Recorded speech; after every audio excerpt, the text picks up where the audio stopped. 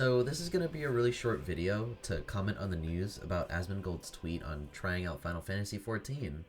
Uh, wow. I So I had been starting on the bones of my next video with plans of showing off the content that I believed would be the most entertaining and interesting for him to watch. But seeing as he's outright going to try out the game, that video is going to end up being revised and remade into an all-purpose guide for new players starting Final Fantasy XIV. Seeing as the obvious oncoming traffic the game's going to get when he starts playing the game. As of making this video, I don't know when he's going to stream his playthrough and how he's going to choose to stream the game. Because I've seen some tweets recommending he curb his feelings about the story and not skip cutscenes, and some others are saying he should play A Realm Reborn off stream and start stream from there.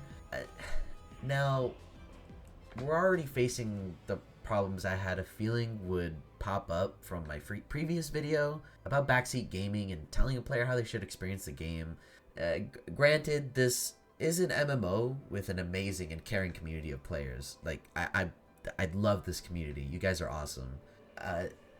And I'm seeing you guys at the ready to give advice as to how to approach the game, which is like really good, especially for new players. However, when it comes to Asmongold and someone like him as a streamer to be in his position, there's a fine line that we have to walk as community where we don't start treading into the backseat gaming part of the part that would essentially ruin the experience of a new player when you're just sitting there being told the whole time how to play a game, and if they're playing a game wrong, that they should play it a certain way, that your way is the only way that the game should be played. That is just gonna ruin the experience he's gonna have playing this game. Now, there's a difference when he's asking a question. Like, for example, I can see him asking when he's doing quests, there's gonna come a time where, like, on the mini-map, or when you enlarge the mini-map, you're going to have to search for something in a certain area, and I know that a lot of players hit a point in the game where these quests pop up, but they don't notice either the little arrow that's either pointing up or down to give you a sense of direction if there's like